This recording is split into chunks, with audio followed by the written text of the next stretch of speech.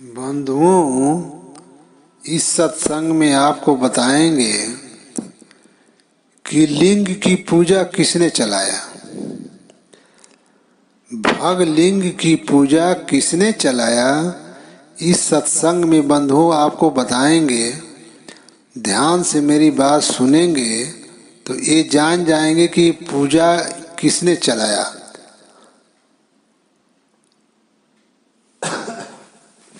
तो बंधुओं,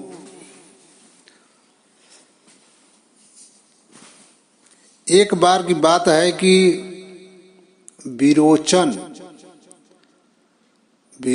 जो है हिरण्यकश्यप के ही वंशज थे। विरोचन उन्हीं के में विरोचन जो हिरण्यकश्यप के लड़के तो प्रहलाद थे। प्रहलाद के लड़के हमारे ख्याल से उन्हीं में से, माने विरोचन उन्हीं के वंशज में थे बंधु। तो विरोचन और इंद्र जो है प्रजापति के पास गए विरोचन और इंद्र। तब जब गए तो उनसे कहे प्रजापति से कि महाराज जी बताइए कि सबसे बड़ा इस संसार में कौन है। महाराज जी इस बात को बताइए कि सबसे बड़ा इस संसार में कौन है जिनकी हम लोग पूजा अर्चना करें। वो कौन है जो सबसे बड़े हैं, वो कौन परमात्मा है। तो प्रजापति ने कहा कि मनुष्य से बड़ा कोई नहीं है। इस आत्मा के अलावा इससे बड़ा कौन है। इस मनुष्य शरीर के मनुष्य के अलावा इससे बड़ा कोई नहीं है। तो लेकिन इंद्र जो थे, इनको ये बात अच्छी नहीं लगी। उनको ये था कि नहीं भाई, सभी मनुष्य बड़े नहीं हैं, देवता सबसे बड़े हैं। तो ये जो विरोचन थे वो तो यही मान करके कि आत्मा ही सबसे बड़ी है और मनुष्य शरीर में जो आत्मा है वही सबसे बड़ी है, इसकी उन्होंने पूजा अर्चना चालू कर दिया। इसी से बंधुओं पहले जो है हिरण्यकश्यप वगैरह अपनी ही पूजा कराते थे, क्योंकि इन लोगों में ये था कि मनुष्य से बड़ा है कौन। तो यही जो विरोचन है तो अपना जो है जा करके अब ये आत्म ही पूजा चालू करा दिया। इसी का इन्होंने अपने राज्य में प्रचार किया कि मनुष्य से बड़ा कोई नहीं है। तो अच्छा, इंद्र को ये बात अच्छी नहीं लगी। उनको ये था कि नहीं भाई, जो ये तो दैत्य परिवार के थे, जो वो थे बंधु, जो कैश्यप ऋषि थे, उन्हीं के जो है दीति से जो पुत्र हुए वो हिरण्यकश्यप वगैरह रहे। तो उन्हीं से दैत्य वंश चला और देव वंश जो है अदिति से चला, जिसमें वरुण सबसे बड़े थे और सूर्य सबसे छोटे थे।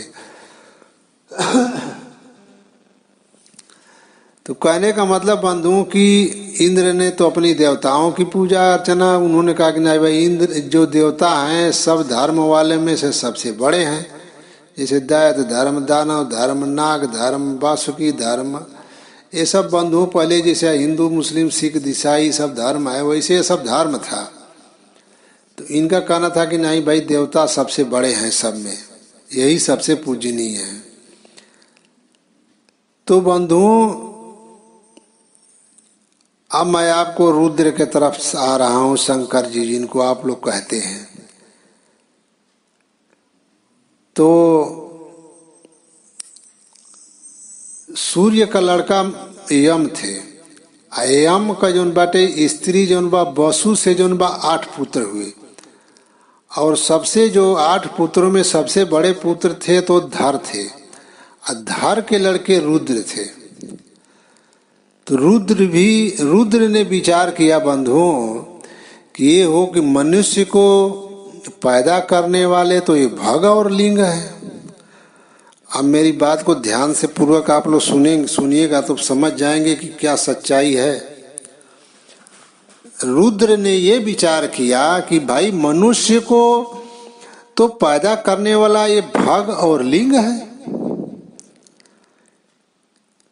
तो इसलिए सबसे बड़ा भगवान तो यही है, भग और लिंग। इसी भग और लिंग दोनों मिल करके तो बच्चा पैदा करते हैं, इसलिए भग और लिंग से बड़ा कोई देवता नहीं है। इसीलिए शंकर जी ने जो है रुद्र जिनको कहा गया धर के लड़के थे, ये त्रेता की बात है बंधु, ये त्रेता में ये सब हुआ। सतयुग में तो शंकर ब्रह्मा विष्णु महेश वो अलग थे, ये त्रेता की बात हम बता रहे हैं कि एक युग बीतने के बाद ये बात है। जो धर थे, धर का जन्म जो है त्रेता में हुआ, धर जो है त्रेता में रहे, उनका लड़का जो है रुद्र हुए। तो कहने का मतलब रुद्र ने ये सोचा बंधुओं कि भाई ये भग और लिंग ही दोनों ही तो मनुष्य को पैदा कर रहे हैं, इसलिए इनसे बड़ा देवता जो है भग और लिंग है, क्योंकि ये ही तो पैदा करते हैं। तो ये विचार जो है रुद्र के अंदर आई बंधुओं, और रुद्र ने भग और लिंग की पूजा कराने शुरू कर दिए।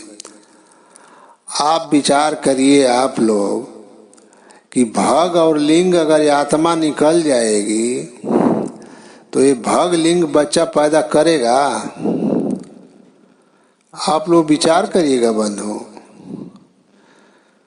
कि भग और लिंग जब आत्मा इसमें से निकल जाएगी तो भग और लिंग दोनों मिल करके बच्चा पैदा करेंगे। मान लीजिए मनुष्य शरीर में जो आत्मा है वो भी निकल जाए और स्त्री शरीर में की भी आत्मा निकल जाए, तो भग और लिंग जो है इस बच्चा को पैदा करेंगे? नहीं कर पाएंगे बंधु। और आत्मा इससे तो बड़ी आत्मा है जो कि आत्मा ने इस शरीर को बनाया है। तो भग लिंग तो आत्मा के माध्यम से ने शरीर बने हैं, आत्मा के माध्यम से 6 शरीर बनी हुई है। तो ये तो इसमें तो आत्मा बड़ी है, लेकिन शंकर के दिमाग में आया कि ना ना, ये आत्मा जो है इस मनुष्य को तो पैदा करने वाला भग लिंग है, इसलिए भग लिंग की पूजा करना चाहिए, यही सबसे बड़ा देवता है। आप विचार करिए बंधुओं कि जो विरोचन थे चाहे इंद्र थे, अब विचार करिए कि अगर इतना इन लोगों में विचार होता तो अब आप सोच लीजिए कि जो निरंजन ब्रह्म है उनसे न ये जीव सृष्टि रची है। सबसे बड़े तो निरंजन ब्रह्म है ना। ये जो आप लोग मनुष्य शरीर आप देख रहे हैं, जो चांद सूरज तारा धरती आकाश आप देख रहे हैं, ये तो निरंजन के माध्यम से सब लोग पैदा हुए हैं। तो इस सृष्टि में तो सबसे बड़े निरंजन है, जिनको मुसलमान अल्लाह कहते हैं, ईसाई धर्म वाले परमेश्वर कहते हैं, हिंदू धर्म वाले ब्रह्म कहते हैं। लेकिन इन लोगों की सोच को मैं आप लोगों को बता रहा हूं कि इन लोगों की सोच कैसी थी कि जो इंद्र थे वो तो देवता धर्म के लोग थे, उन्हीं को बड़ा माने। लेकिन जो विरोचन वगैरह थे, हिरण्यकश्यप वगैरह थे, जो मनुष्य था उसी की पूजा करवाते थे। वो मनुष्य ही सबसे बड़ा है। इसीलिए बंधुओं रावण भी अपनी पूजा कराया, तो राम ने जब उनको मार दिया तो अपनी पूजा कराने लगे। तो कहने का मतलब कि ये बंधुओं सबसे बड़ी अज्ञानता की बात आप ये जान लीजिए कि ये लोग अब इनसे बड़े तो निरंजन न है, जो ब्रह्म कहे जाते हैं कि जिनसे आद्या का जन्म हुआ, आद्या से फिर ब्रह्मा विष्णु महेश हुए, सृष्टि की आदि की मैं बात बता रहा हूँ बंधु। लेकिन ये तो त्रेता में जो है ये लोग जो रुद्र धर के लड़के रहे, ये लोग किनको मान रहे हैं आप विचार करिए कि हवा पानी जौन कुछ व्यवस्था तो ले आप लोग ले रहे हैं तो निरंजन ब्रह्म का न ले रहे हैं। तो निरंजन ब्रह्म से आद्या पैदा हुई, आद्या से ब्रह्मा विष्णु महेश हुए हैं, तो ये लोग ना इनसे बड़े तो निरंजन ब्रह्म न है। लेकिन ये लोग बंधुओं बात नहीं समझ पाए और इस जो निरंजन ब्रह्म से पैदा हुए हैं उन्हीं को ये मान लिए। अब जैसे हिरण्यकश्यप अपनी पूजा कराए, अब विरोचन वगैरह ये लोग अपनी पूजा कराने लगे, मने आत्मा को ही मनुष्य को ही सबसे बड़ा मानने लगे। इधर रुद्र जो है और भगलिंग की पूजा चला दिए। अब पूरा संसार ये भगलिंग का पूजा करत बा। विचार करा कि अपने भगलिंग के वो बनौला कि भाई भग और लिंग ने दोनों मिल करके जो है हमको पैदा किया है, इसलिए भग और लिंग सबसे बड़ा देवता है। अब आप विचार करिए कि इन लोगों की सोच कहाँ तक थी। अगर इन लोगों की सोच जरा सा भी अगर आगे होती तो विचार तो करते कि भग लिंग जो है ये तो आत्मा निकल जाएगी तो भग लिंग बच्चा पैदा करेगा, तो इसलिए इसमें आत्मा जो है ये तो भग लिंग से बड़ी तो इसमें आत्मा ना है। लेकिन आत्मा की पूजा इन्होंने कौन किए? विरोचन किए, हिरण्यकश्यप वगैरह मनुष्य की पूजा की और इंद्र किए। लेकिन ये क्या किए? भग लिंग की पूजा कराए। क्यों? क्योंकि भग और लिंग दोनों मिलते हैं तब ये जीव पैदा होता है, शरीर बनाता है। इसलिए भग और लिंग के द्वारा जो है मनुष्य पैदा हो रहा है, इसलिए सबसे बड़ा देवता यही है। अब आप विचार करिएगा इन लोगों को बंधु है, आप लोग इन्हीं की भक्ति करते हैं। इन लोग की सोच को आप देखिए और आप लोग इन्हीं शंकर से मुक्ति आप लोग मानते हैं कि भगलिंग की पूजा करेंगे तो हमें मुक्ति मिल जाएगी। बंधुओं ये लोग राजा थे, रुद्र राजा थे और सूर्य राजा थे। लेकिन आप लोग ये बात नहीं जान पाते हैं। आप सूर्य जो ये धर थे वो भी राजा थे, कहने का मतलब उनका लड़का रुद्र थे, ये भी राजा थे। बशर्ते ये है कि ये जो राजाओं में थोड़ा तगड़े राजा थे जो रुद्र थे। जैसे आजकल ना बाटे कि भाई हमारे देश में सबसे तगड़ा जौन बाटे देश कौन है? अमेरिका है देशों में। लेकिन ये जो है बल में जो है तगड़े बल थे। तो कहने का मतलब यह है कि इनका जो विचार था बंधुओं की भग और लिंग सबसे बड़ा देवता है। अब आप लोग विचार करिए कि भग लिंग और पूरा समाज के लोग संसार में यही भग लिंग पूजत हैं। वो भग लिंग क्या देगा आपको? वो भग लिंग से आपको क्या मिलेगा? जो शंकर जी को आप लोग जो सोचते हैं कि वो हैं, तो शंकर जी एक राजा थे बंधुओं, उनके पास सेना थी और ये लोग जो है युद्ध करते थे राजपाट के लिए। जैसे आज के राजा राजपाट के लिए युद्ध करते थे वैसे ये लोग युद्ध करते थे। इनके पास सेनाएं थी, इनके पास जो है बाण थे। तो कहने का मतलब ये है कि बंधुओं जब आप लोग परमात्मा अगर समझते विचार करते आप लोग अगर परमात्मा होते तो परमात्मा को बाण की क्या जरूरत है? परमात्मा को शस्त्र की क्या जरूरत है? इसलिए बंधु की वो परमात्मा के सामने आत्मा का क्या अस्तित्व है? लेकिन ये बंधु ये लोग राजा थे और इसके माध्यम से ये लोग जो है अपना राजपाट करते थे। और क्योंकि एक राजा के लिए भाई प्रजा की जरूरत है। दूसरी चीज ये है कि उसको धनुष बाण विद्या इन्हीं के लड़के इन्हीं के जो सिखाया हुआ बंधुओं मेघनाथ था। रुद्र का ही ज्ञान दिया हुआ मेघनाथ था, वो भी राजा ही था। जान ही रहे आप लोग रावण का लड़का मेघनाथ। तो कहने का मतलब बंधुओं कि ये लोग जो है जो आप लोग जानते हैं कि ये लोग परमात्मा थे। अब इन लोग के विचार कितना नीचे का है, अब आप लोग विचार करिए कितना बुद्धि इन लोग की नीचे की है कि भोग और लिंग ई जोन बाटे सबसे बड़ देवता। अब भोग लिंग अगर आत्मा निकल जाए तो भोग लिंग काम कर ही। इतना सोच नीचे का ई लोग का बात तो हम लोग आप लोग भक्ति इनकी करते हैं, आप लोग विचार नहीं करते हैं बंधु। आप लोग विचार करिए, नहीं तो मनुष्य शरीर बड़ी भाग्य से मिली है, आप लोग की जो है निरर्थक चली जाएगी। इसलिए शंकर ब्रह्मा विष्णु महेश सबके जो निरंजन ब्रह्म सबके जो परमात्मा है, परमात्मा सदगुरु कबीर साहब है। सतगुरु कबीर साहब की जब तक आप लोग भजन नहीं करेंगे तब तक बंधु उस परमात्मा के देश नहीं जा पाएंगे। इसलिए ये लोग जीव थे और राजा थे, इनकी जो है अज्ञानमय देखिए इनकी भक्ति भी है। जिसे जीव बाप ने विचार से करी तो कितना सोच के बढ़िया करी।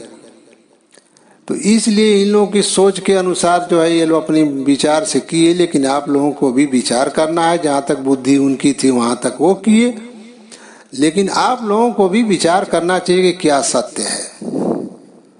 अब इन लोगों की सोच आप देखिए कि भोग लिंग जो है यही सबसे बड़ा देवता है। अभी आत्मा निकल जाएगी तो भोग लिंग काम करेगा? नहीं करेगा बंधु। लेकिन अभी इन लोगों की सोच यहीं तक थी, लेकिन अब इसी के नाम पर आप लोग जो है नाना प्रकार का इन लोगों से आशा करते हैं कि हमको ये चीज मिल जाएगा, शंकर जी की पूजा करेंगे ये मिल जाएगा वो मिल जाएगा। लेकिन ये तो 84 लाख जोनियों में गए बंधु, ये लोग हैं थोड़ो कहीं। आप लोग सोचते हैं कि जो देवी देवता हैं कहीं हैं नहीं। ये एक कर्म के अनुसार बंधु शरीर छूटती है और फिर 84 लाख जोनिया में जीव जाता है। इसलिए ये लोग हैं नहीं जो आप लोग इनसे आशा करके इनकी भक्ति करते हैं, इनकी आराधना करते हैं। आपको कुछ नहीं मिलेगा। जो परमात्मा हम सबके जो है परमात्मा सदगुरु कबीर साहब हैं, उनकी भक्ति आराधना हम करेंगे तब उनसे हमको जो कुछ मिलेगा। जो चाहेंगे तो वो दे सकते हैं, क्योंकि वो हर समय साक्षी हैं, हम लोग को देख रहे हैं। लेकिन ये लोग तो कर्म के अनुसार अपना 84 लाख जोनी में गए बंधु, ये तो जीव न थे।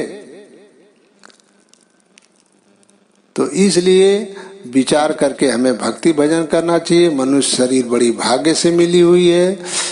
अब मैं यहीं से बंधुओं अपनी वाणी विराम करता हूँ। प्रेम से बोलिए साहेब बंदगी।